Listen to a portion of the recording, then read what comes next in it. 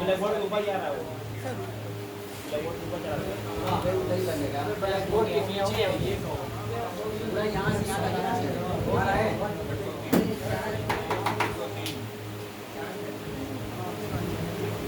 आगे जी वो बोल सकते हैं पेज नंबर 103 बारे में कुछ बोलोगे पार्ट नंबर कौन सा पेज नंबर का नाम से नंबर नहीं 103 नंबर फिर उसका 104 की 5 3 नंबर अभी लोग रहते कहीं आज देखें admission of a new partner एक नए साझेदार का प्रवेश कब होगा कैसे होगा उसके बारे में जानना है। जब नया साझेदार आएगा तो उसका अकाउंटिंग ट्रीटमेंट क्या होगा उसके बारे में जानना है। अकाउंटिंग ट्रीटमेंट कैसे किया जाता है क्या क्या प्रोसेस करने होंगे ठीक है। तो सबसे पहले बात करता हूँ कि जब एक नया साझेदार के प्रवेश की बात करते हैं तो साझेदारी के प्रवेश से क्या समझते हैं। साझेदारी प्रवेश से क्या समझते हैं यार नया मेंबर अगर कोई आना चाहे यानी साझेदारी फर्म में एक नए सदस्य को प्रवेश देना एक नए व्यक्ति को प्रवेश देना। प्रवेश क्या ऐसे ही मनमाने तरफ हो जाएगा कि उसका भी कुछ रूल नियम बनाया गया है। सबसे पहले सभी साझेदारों की सहमति अनिवार्य है सबसे पहली कंडीशन। यानी कि अगर 3 पार्टनर हैं चौथे पार्टनर को लेकर आना चाहते हैं 2 पार्टनर अगर एग्री हैं तो इसको रख लिया जाए और एक पार्टनर सहमत नहीं है तो नहीं रख सकते क्योंकि सभी साझेदारों का सहमत होना जरूरी है अनिवार्य है। ये बात याद रखना है सबको कि जब भी कोई नया साझेदार आएगा तो नए साझेदार को प्रवेश देने के लिए वर्तमान में जो साझेदार हैं सभी साझेदारों की सहमति अनिवार्य है। क्लियर है एक चीज। और मैक्सिमम नंबर आप साझेदार कितने बताएंगे तुम लोगों को 50। तो जब साझेदारी का एडमिशन हो रहा हो किसी साझेदार का प्रवेश हो रहा हो तो 50 से ज्यादा भी नहीं होना चाहिए। कितने साझेदार होने चाहिए 50।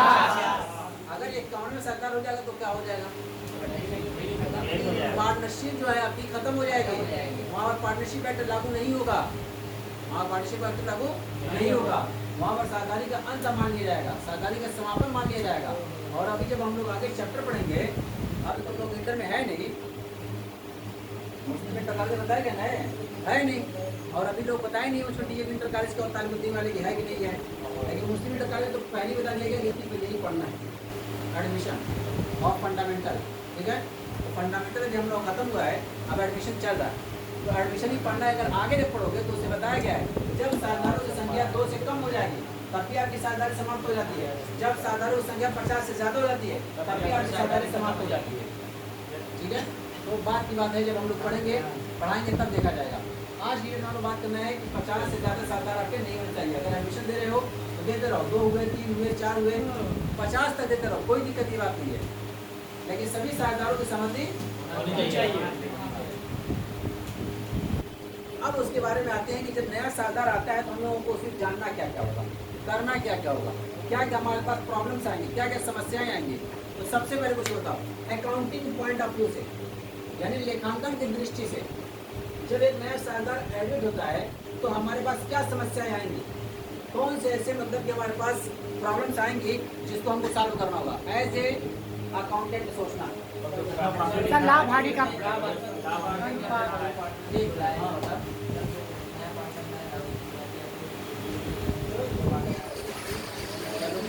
सब हयाती का मुद्दा है।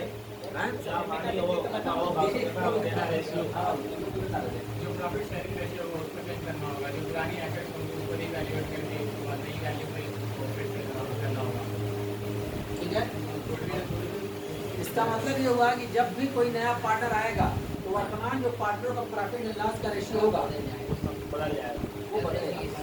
जाहिर सी बात है कि अभी 2 पार्टनर थे मांग सकते हैं कि मेरा 7% का इनका 40%। नया पार्टनर आएगा तो 100% मेरे को बांटना है। तो ऐसा होता है कि मेरा 50 देंगे 60 देंगे 20% रहेगा ऐसा तो होगा नहीं ये 30% होता है 100 में 30 बांटोगे कैसे। इसलिए जब भी होगा तो उसी 100% में रहेगा। तो अगर मेरा 60 था इनका 40 था नया पार्टनर आएगा तो जो वर्तमान पार्टनर होंगे या तो उसको मैं अकेला सवाल दे दूँ पूरा 20% दे दूँ उनका 20 हो जाएगा मेरा 40 हो जाएगा उनका 40 हो जाएगा या दोनों पार्टनर हम लोग उसको दे दें 70% दे देते हैं तुमका 10 दे देंगे, मैं अपना 10 दे दूंगा, मेरा 50 हो जाएगा, 30 हो जाएगा, होगा 20 हो जाएगा, यानी 5-3-2 का रेशियो होगा। तो सबसे पहली समस्या हम लोग के पास आएगी न्यू प्रॉफिट शेयरिंग रेशियो। ये सबसे पहली समस्या, new profit sharing ratio.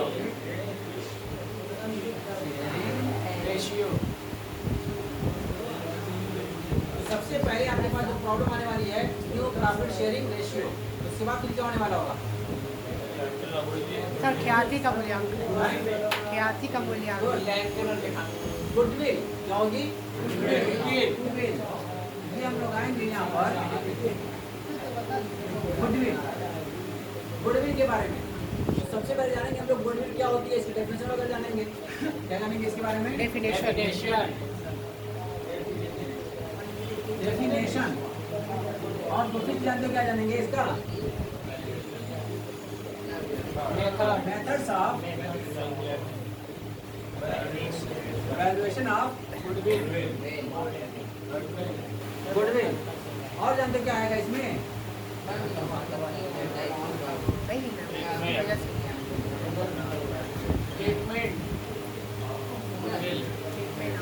Treatment of goodwill. इसका मतलब गुडविल का जब टॉपिक आएगा तो हम 3 चीज पढ़ेंगे।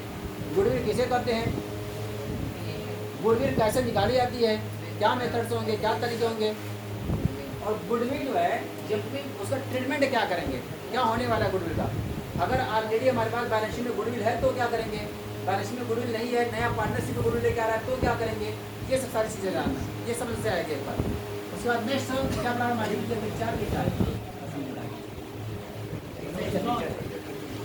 4 नंबर, 1 के बाद 4 ऐसे के पढ़ाने वाले मौजूद है।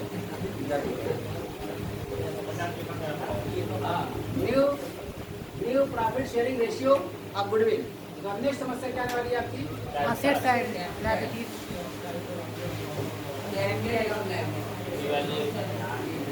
Revaluation of assets and liabilities. Revaluation of assets and liabilities. जो पार्टनर हमारा आने वाला है वो जब आएगा तो उससे भी नहीं कहेंगे कि तुम एंट्री करो, मुझे कहेंगे 12 बैठे रहो, बाहर बैठो, कहीं बाहर बैठो, तुम उतना ना करो। चल रहा है ना नहीं, तुम लोग अंदर क्या करो बैठ करके, तो हम लोग का काम है, हम लोग क्या अंदर करेंगे, तुम बाहर भी हो। तो अभी पार्टनर आज बनने जा रहे, ज़्यादा सवाल का मत करो, जब बन जाओगे ऐसा नहीं बनाएंगे, अच्छा लगेगा, बाहर बैठा दोगे। अब अंदर बैठ के करेंगे क्या? Revaluation of assets and liabilities.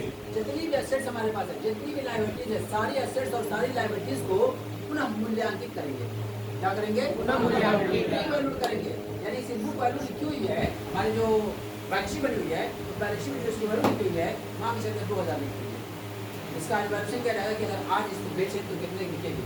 12 से 18 रुपये बिकेगी, 2 से कम हो गई नहीं होगी। Yes sir. इसका मतलब तो नुकसान और नहीं नुकसान हुआ, ये नुकसान वो भी सहेगा, किसी को हम ही लोग सहेंगे। कौन सहेगा? सिर्फ जो वर्तमान साझेदार है वही सहेगा। और इसी की वैल्यू अगर आकी गई 2100 रुपये, 2000 की बुक वैल्यू लिखी थी और उसको कितनी पाई गई एक्सीडेंट में? 2100 फायदा हो गया। फायदे का हकदार वो है कि नहीं है? नहीं है। इसी को वर्तमान साझेदार के हकदार है। तो यही सब चीज़ों को, सारी एसेट्स और सारी लायबिलिटीज को आंका जाएगा, उसको परखा जाएगा, उसका मूल्यांकन किया जाएगा। इसी को हम लोग क्या बोलते हैं? Revaluation of assets and revaluation of liabilities. तो इसमें जो फायदा और जो नुकसान होने वाला है, ये सभी पार्टनरों को उनका जो प्रॉफिट शेयरिंग रेशियो होगा उसमें दे दिया जाएगा। अगर एसेट्स बढ़ गई होगी तो बढ़ा दिया जाएगा, घट गई होगी तो घटा दिया जाएगा। लायबिलिटीज बढ़ गई होगी तो बढ़ा दिया जाएगा, लायबिलिटीज घट गई होगी तो बढ़ा दिया जाएगा, ताकि एसेट्स बढ़ने और घटने की वजह से, लायबिलिटीज बढ़ने और घटने की वजह से जो फायदा और नुकसान हो, ये वर्तमान साझेदार को सहें। अगर फायदा होगा तब यही बांटेंगे, नुकसान होगा यही सहेंगे। और जब वो पार्टनर आएगा तो वो बढ़ी हुई कीमत पर पाएगा या घटी हुई कीमत पर पाएगा, ताकि जो आज की डेट में है उस तारीख को जो पार्टनर बन रहा है, वो आज की डेट में उस तारीख को जो एसेट्स की कीमत थी उसी एसेट्स पर, उसी वैल्यू पर दिखाया जाएगा। ठीक है, तो हम लोग इसकी बात करेंगे revaluation of assets and liabilities. जब आगे आएगा तो देखा जाएगा।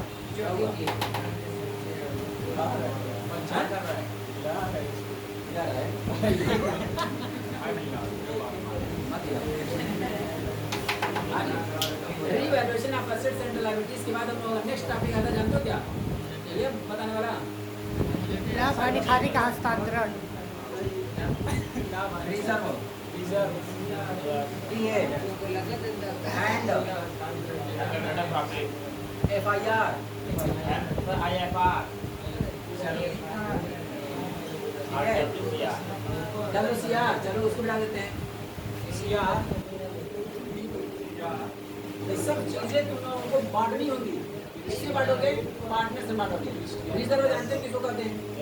ये बताया गया था जब पीएल एप्लीकेशन अकाउंट बनाते हो, बताया गया था। आज फिर उसको रिवाइज कर रहा हूँ। जब पीएल एप्लीकेशन बनाते थे, ये प्रॉफिट होती थी, उसके बाद इनको इंटरेस्ट देते थे, इनको सैलरी देते थे, इनको ड्राइंग देते थे, और साथ में जो बचता था प्रॉफिट बांट लेते थे। लेकिन बात ये हुई, बकायदा उसमें लिखा गया होगा पार्टनरशिप डीड में कि नहीं भाई, जो भी प्रॉफिट बचेगी पहले प्रॉफिट नहीं बढ़ाया जाएगा, उसका कुछ हिस्सा 2-4,000, 5,000 या 10% या 5% जो है प्रॉफिट का निकाल करके इसमें डालेंगे हम लोग रिजर्व डालेंगे। इतना रिजर्व रखे रहो ताकि फ्यूचर में अगर कभी जरूरत पड़ जाए तो झारखंड से पैसा नहीं लेकर पड़े। रिजर्व हमारे पास है, उसी से निकाल कर काम चला लेंगे। वरना फिर आगे चल के मुसीबत अगर आ गई, कोई आपातकालीन स्थिति आ गई, तो ऐसी स्थिति में भी पार्टनर्स कहेंगे ये पैसा घर से लेके आओ, जरूरत है, तो दिक्कत हो जाएगी। पता नहीं उसके पास होगा कि नहीं होगा, क्या पोजिशन उसकी है। इसलिए क्या है, प्रॉपर्टी से क्या करो, हर साल रिजर्व बना करके अपने पास रखे रहो। तो रिजर्व बना रखा क्या है? तो अब ये बताओ कि रिजर्व बना करके रख रहे हो, आज 5,000 बनाए, अगले साल 5,000 बनाए, कितना हो गया? 10,000 बनाए, 5,000 ये सब बैलेंस शीट में लायबिलिटी साइड में रिजर्व के नाम से पड़ा हुआ है। रिजर्व के नाम से पड़ा हुआ है, अब पार्टनर बाहर रखा हुआ है। ये प्रॉफिट का उसके हम लोग के उसने ना बारवा बोला पड़ा दिवस है। हाँ, ये 15,000 जो प्रॉफिट रखी हुई है, उसके बाद नहीं है हम लोग के पास ने खून पसीना देख करके कमाया था, ठीक है। इसलिए ये प्रॉफिट होगी, इसको बाढ़ खत्म कर दिया जाएगा, ये रिजर्व होगा। ऐसी कुछ प्रॉफिट जो बताया था कि पूरी प्रॉफिट मत बांटो, कुछ प्रॉफिट 2,000 रख मिलो, बाकी जो प्रॉफिट होगी उसको क्या कर देंगे? बांटेंगे। तो जो 2,000 प्रॉफिट बची हुई है उसको भी क्या करेंगे? बांट। उस टाइम नहीं बांटे थे तो आज बांट लो, उसको नहीं दिया जाएगा, कुल हमारा ही है। सब रिजर्व रखा हुआ है, पीएल रखा हुआ है, और IFR है। IFR का full form investment fluctuation reserve. Good, गजब यार, ऐसे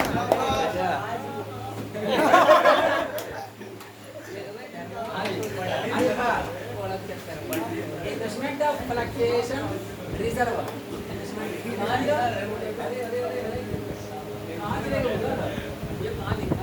IFR investment of fluctuation reserve, IFR। तो ये भी जैसे ये रिजर्व बनाया गया ना, ये रिजर्व, तो ऐसे ही मान चला के 10% ये बना लो। फिर कोई क्वेश्चन में कहेगा कि 2% ये भी बना लो, किसी में और कहेगा WCR बना लो। WCR बोले तो वर्कमैन कंपनसेशन रिजर्व, क्या नाम है उसका? Workman compensation reserve. Workman compensation reserve है क्या चीज?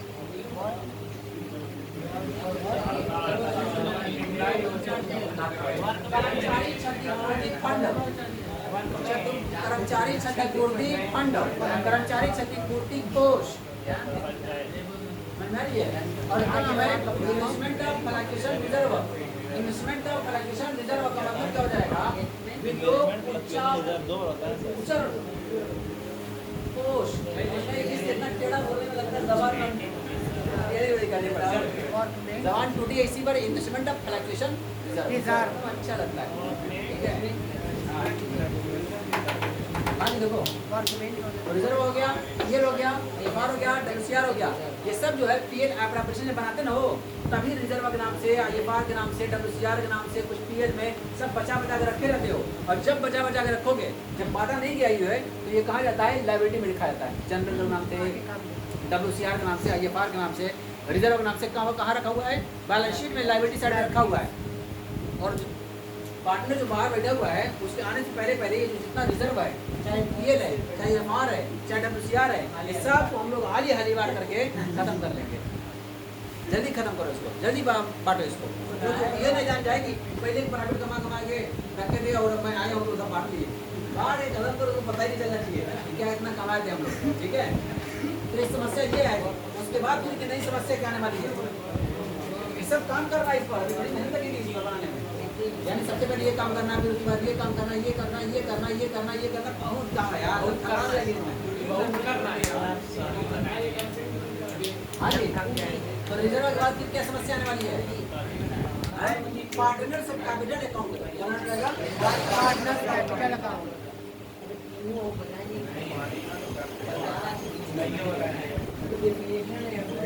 पार्टनर से कैपिटल अकाउंट क्या हुआ है?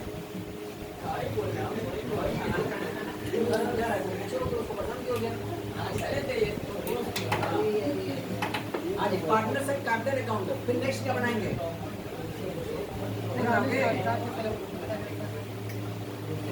संयुक्त जीवन बीमा खाता। बैलेंस शीट, ये पूरा प्रोसेस तुम लोगों को एडमिशन में करना होगा। जब कोई नया पार्टनर एडमिट होगा, जब कोई ताजदार नया आएगा, तो आपको एज ए अकाउंटेंट ये सारे काम करने होंगे। सबसे पहला काम क्या है? नया प्रॉफिट शेयरिंग रेशियो निकालना। दूसरा काम क्या है? गुडविल का मामला है, तो गुडविल जानना कि गुडविल होती क्या है, फिर उसको गुडविल कैसे कैलकुलेट किया जाता है, क्या मेथड्स उसके हैं, फिर गुडविल कैलकुलेट कर लोगे तो उसका क्या उठाओगे, वो ट्रीटमेंट करना है। नेक्स्ट आता है यहाँ पर revaluation of assets and liabilities. सारी एसेट्स और सारी लायबिलिटीज का रिवैल्यूएशन करोगे। जब रिवैल्यू करोगे तो प्रॉफिट आसान होगा, तो उसका क्या करेंगे, ये सब सारे टॉपिक्स आएंगे।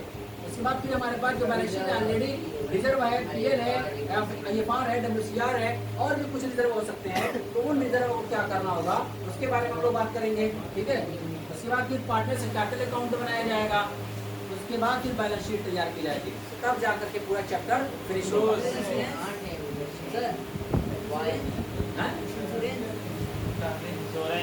सब इसी में आ जाएगा, सब इसी में। ठीक है, हाँ जी। तो देखें एक तरफ से सबसे पहले बुक में जैसे बताया गया कि कोई भी सहकारी अथवा समूह स्थापित नहीं होगा यदि 50 से ज्यादा कोई व्यापार करने के उद्देश्य से जिसका मुख्य उद्देश्य लाभ का अर्जन करना है, यानी लाभ के उद्देश्य से 50 से ज्यादा लोग मिलकर किसी काम को कर सकते हैं। अगर 50 से ज्यादा करना होगा तो करोगे क्या, ये मुझे बताओ, तुम उसको रास्ता बताओ। सामाजिक कार्य, सामाजिक कार्य। गुड, ये देखो एक नहीं रह आई। अगर 50 से ज्यादा रहना चाहते हो कंपनी बना लो और कुछ कर सकते हो। कंपनी में सिर्फ 200 रहते हैं ना, 200 नहीं रहते हैं, 200 के बीच में रहते हैं। अरे वो तो है यार। हाँ जी, और कंपनी के लोग क्या कर सकते हो? 50 से ज्यादा रहना चाहते हो, 50 से ज्यादा अगर रहना चाहते हो तो मुझको एक राय मिली कि सर 200 से ज्यादा, अगर वो 50 से ज्यादा रखना है तो कंपनी बना लेंगे। और कोई रास्ता है 50 से ज्यादा रहना चाहते हो तो क्या करेंगे? एक नाम बताया गया था, LLP बताया गया था, नहीं बताया गया था? बताया गया था LLP नहीं थे? याद नहीं है। छत पर तू ऐसा देखने गया था। 5 बजे की छत पर पूछ रहा है। नहीं, हम समझ नहीं कर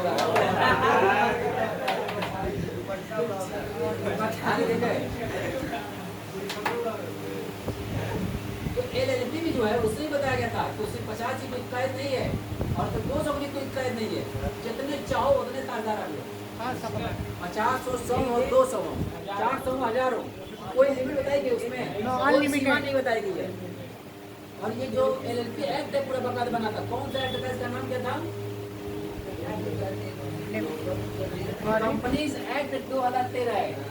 ये LLP एक्ट की बात कर रहा हूँ। LLP एक्ट कौन सा बताया गया था? Company act 2013।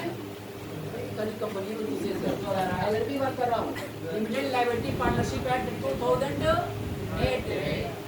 बताया गया था। लिमिटेड लायबिलिटी पार्टनरशिप एक्ट इसमें ये बातें बताई गई है कि 51 के ऊपर रखना चाहते हो कोई दिक्कत नहीं है, आप LLP में रजिस्टर करा लो, क्योंकि रजिस्टर करना मस्त होता है, रजिस्टर करा लो, आप LLP बन गए। अब 50, 51, 52, 53 जितने चाहो उतने ताजदार पार्टनर बना सकते हो। क्लियर है? अब अगर कंपेयर करके बताया गया था कि जो पार्टनरशिप एक्ट 1932 है और partnership limited liability partnership act 2008 है, इन दोनों में डिफरेंस बताया गया था बहुत सारे। ठीक है ना?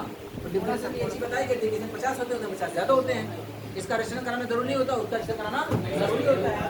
तो बहुत सारी चीजें बताई गई थी। ठीक है ना? लेकिन वो रिमाइंड नहीं करा था लोग, ताकि तुम जानो तो लोग ये भी पढ़े हैं। अभी कंपनी नाम आया जिसको बताया नहीं गया, ये तो बताया गया LLP, तो कोई बताने वाला नहीं, इतने लोगों में से और ये डॉक्टर मुझे पता चल रहा है कि उच्छाद पड़ता तो नहीं बताया इन्वेस्टमेंट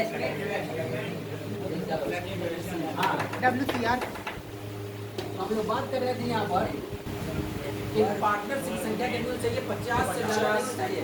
अगर 50 से ज़्यादा है तो खत्म। आपको नए रजिस्टर करना पड़ेगा किसमें बनाना पड़ेगा, या तो प्राइवेट लिमिटेड कंपनी बनाना पड़ेगा या तो पब्लिक लिमिटेड कंपनी बनाना पड़ेगा। प्राइवेट कंपनी पब्लिक कंपनी की बात जब करेंगे तो कंपनी का टॉपिक हम लोग पास सही है, उससे पढ़ाया जाएगा प्राइवेट कंपनी किसे कहते हैं, पब्लिक कंपनी किसे कहते हैं। लेकिन अगर आई गई ये बात कोई जानता है तो बता सकता है ताकि उसको लगे कि हाँ मैं जानता हूँ उसको। प्राइवेट कंपनी ने जो मैक्सिमम सदस्य हो सकते हैं तो और उसके साथ शेयर जो होता है प्रॉफिट शेयर कैसे मतलब चेंज नहीं कर सकते, उसका प्रॉपर रजिस्ट्रेशन कराना पड़ता है।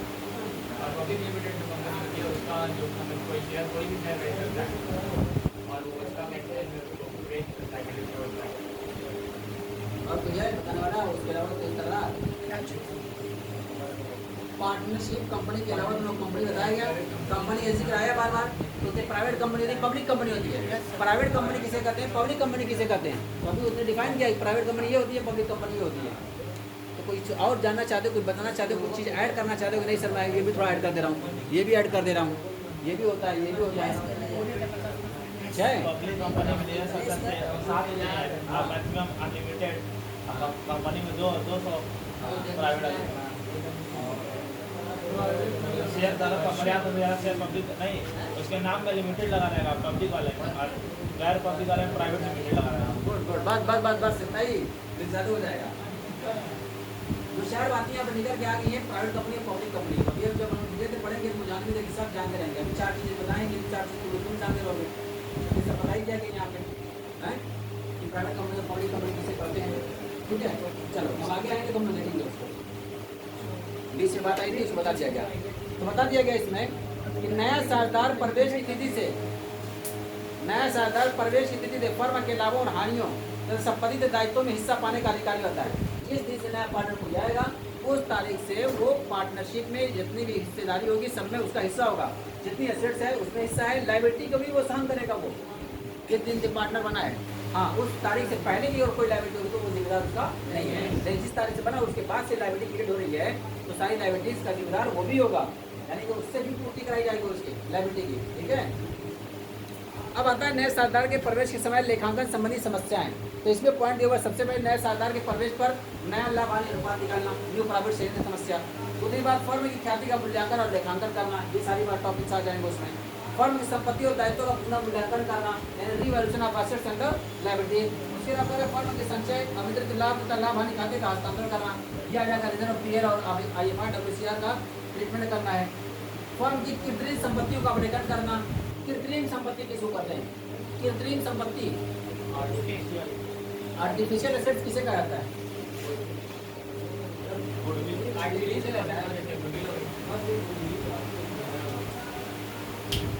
एसेट्स दो तरह की बताइए, टैंजिबल एसेट्स और इंटेंजिबल। तो मैं इंटेंजिबल का नाम लिया ही नहीं होता सबसे लिया हूँ। किसकी बात की तुम, कौन सी एसेट्स है ये, मैं इंटेंजिबल एसेट बोल रहा हूँ और तुम सब बोले तुम जो बताओ वो बताओ, तुम क्या बताए उसका आर्टिफिशियल, ये आर्टिफिशियल एसेट्स है, वो आर्टिफिशियल एसेट्स है, तो क्या सकता है समझना पड़ेगा अंतर को। टैंजिबल एसेट्स किसे कहते हैं, इनटैंजिबल एसेट्स कहते हैं, और आर्टिफिशियल एसेट्स किसे कहते हैं, ये सब चीज़ जाननी पड़ेगी और जान जाते हैं उसको। टैंजिबल एसेट्स बोले तो महसूस कर सकते हैं।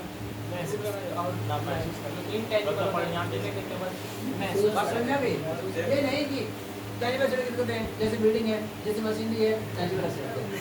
यस तो ये 3 इडियट देखो, 3 इडियट Yes, sir. ये पूछा क्या था उसमें, व्हाट इज द मशीनरी, वहाँ भी था और आज ये मशीनरी है और इस चैन खोल करके देखा ये मशीनरी है, ये मशीनरी है, मतलब कैलकुलेटर देखा ये मशीनरी है। पूछा क्या व्हाट द मशीनरी, पर ये मशीनरी ये मशीनरी ये मशीनरी ये मशीनरी, ये नहीं मतलब होता है। मशीनरी की डेफिनेशन बनानी होती है। उसने आगे वाला लिखा चतुर, उसने देखे थे कि उसने क्या कहा जवाब दिया, तुरंत बताया मशीनरी से कैलकुलेट द लिमिटेड टाइम, मतलब कम टाइम के अंदर बहुत ज़्यादा वर्क करके देखा कि उसको क्या कहते हैं लोग, मशीन कहते हैं। यही बताया गया। तो ये मशीन अब उसके अंदर तब बता दो कि पेन है, कापी है, कलम है, कैलकुलेटर है, टैग है, जो चाहे सब कर सकते हैं, ठीक है ना। तो ये सब चीज़ें हैं।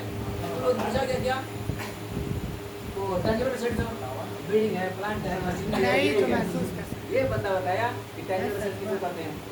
हैं। इसका फोटो ले लिया जाए। टेंजिबल एसेट्स का मतलब ये है, टेंजिबल एसेट्स ऐसे एसेट्स है, देखो इसको हिंदी में क्या नाम दिया गया ना, हिंदी में तुम लोग समझ जाओगे। मूर्त संपत्ति और अमूर्त संपत्ति, जिसकी कोई मूर्त हो, जिसकी कोई शक्ल हो तो मूर्त संपत्ति है। अब बिल्डिंग की मूर्ति है, फर्नीचर की मूर्ति है, एसी लगी है मूर्ति है, मोबाइल की मूर्ति है, जो भी आपके पास ऐसी जो मूर्ति हो, जिसको देख सकते हो, जिसको छू सकते हो, मूर्ति को लाइव पर देखोगे दिखाई देगी, तुम छू भी सकते हो उसको, ठीक है ना। उसको क्या कहेंगे हम लोग, टेंजिबल एसेट्स है, मूर्त संपत्ति है, इधर है। और इनटेंजिबल अमूर्त,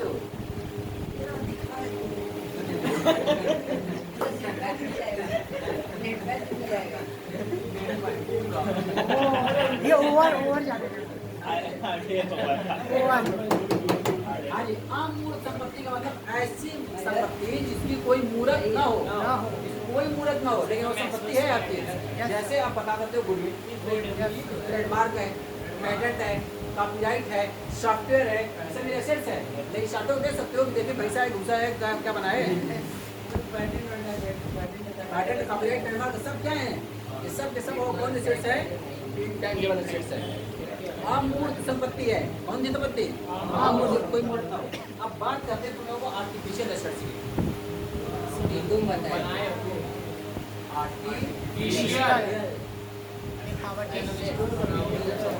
आर्टिफिशियल एसेट्स, बनावटी संपत्ति, बनावटी संपत्ति, इसका एक और नाम देता हूँ तुम लोगों को।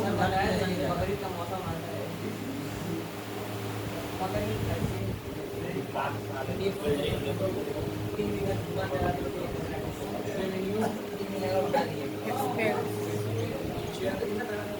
Deferred revenue expenditure, deferred revenue expenditure. देखो तुम लोग ये भी बताया जा चुका होगा, जब तुम लोग पढ़ रहे थे चैप्टर एनपीओ वाला, नॉट फॉर प्रॉफिट ऑर्गेनाइजेशन, उस टॉपिक में हम लोग बात करते हैं रेवेन्यू किसे किसे कहते हैं, कैपिटल एक्सपेंडिचर किसे कहते हैं, तो रेवेन्यू किसे कहते हैं, जो खर्च जो होता है, यानी कि एक वित्तीय वर्ष में, एक फाइनेंशियल ईयर में कम से कम वो एक बार होगा, एक बार कम से कम हो, ज़्यादा जितनी बार हो जाए, कम से कम अगर एक बार होता होगा तो ऐसे आए और ऐसे भी हम लोग रेवेन्यू आइटम बोलेंगे।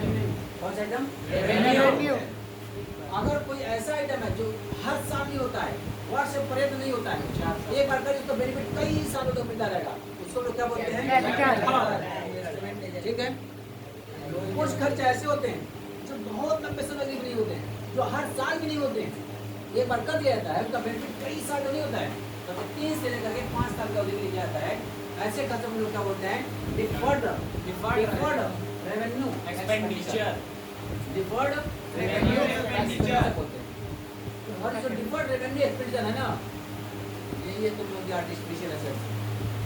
यही क्या है, आर्टिफिशियल। आप जानने की उत्सुकता तो चाहिए हम लोगों को,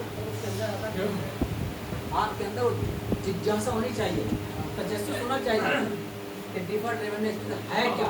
Yes, sir. कौन सी ऐसी चीजें हैं जो 3 से 5 साल की अवधि के लिए किए जाते हैं, अगर ये जान जाओगे तो इसका आइटम को कुछ एग्जाम्पल बता दूंगा तो भी समझ जाओगे ये अच्छा ये सब आर्टिफिशियल एसेट्स है। डिफर्ड रेवेन्यू एक्सपेंडिचर किसे बताया गया था, बताया गया था कभी नहीं बताया गया था, हैं? अगर कोई एडवर्टाइजमेंट कराया जाए कोई बड़े लेवल पे, उसका फायदा 4 साल 5 साल हो जाए तो ये याद है करना कभी कहानी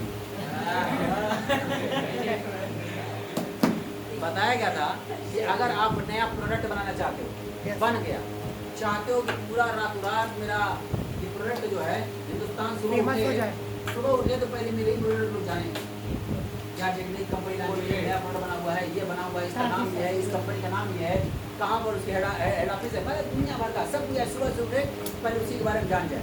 तो आप उसके लिए क्या करेंगे, टाइज बैंड देंगे यस सर किसी हीरो हीरोइन को लगाओ और 4%। किसी को बुलाओगे ठीक है ना शाहरुख खान है आमिर खान है अमिताभ बच्चन है, अक्षय कटरीना कुमार है कैफ। जिंदोबाल है मिथुन है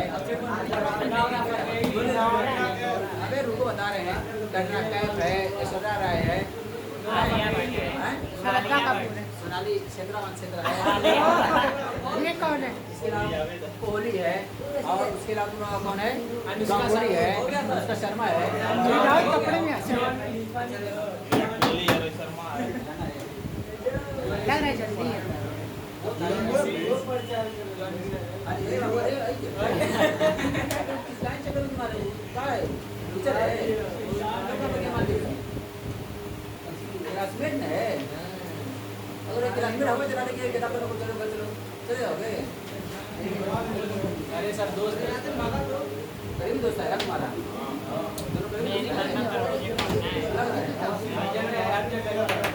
ठीक है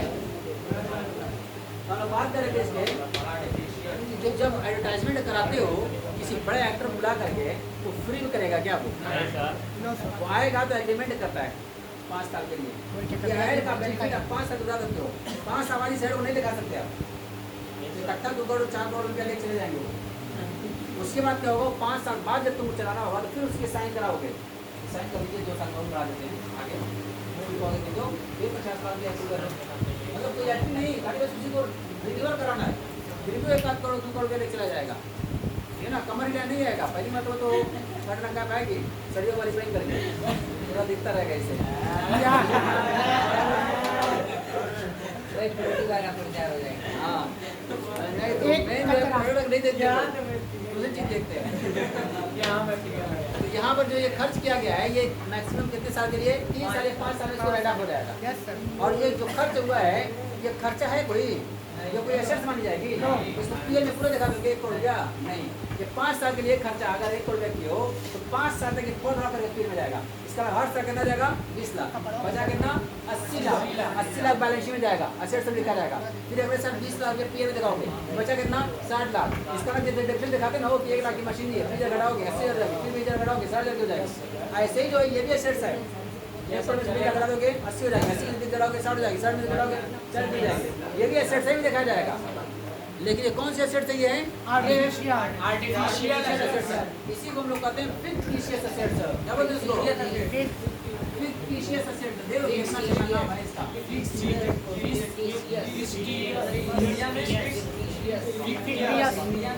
बनावटी संपत्ति भाई हिंदी में बताया नहीं क्या बनावटी संपत्ति मानी नहीं संपत्ति संपत्ति है नहीं संपत्ति मान लिया गया संपत्ति है नहीं संपत्ति बना दिया गया संपत्ति थोड़ी नहीं वो नहीं संपत्ति को बना दिया गया तो इसका आर्टिफिशियल एसेट्स या फिक्टिशियस एसेट्स ये कौन सी चीज है डिफर्ड रेवेन्यू एक्सपेंडिचर इस पर कोई भी ऐसा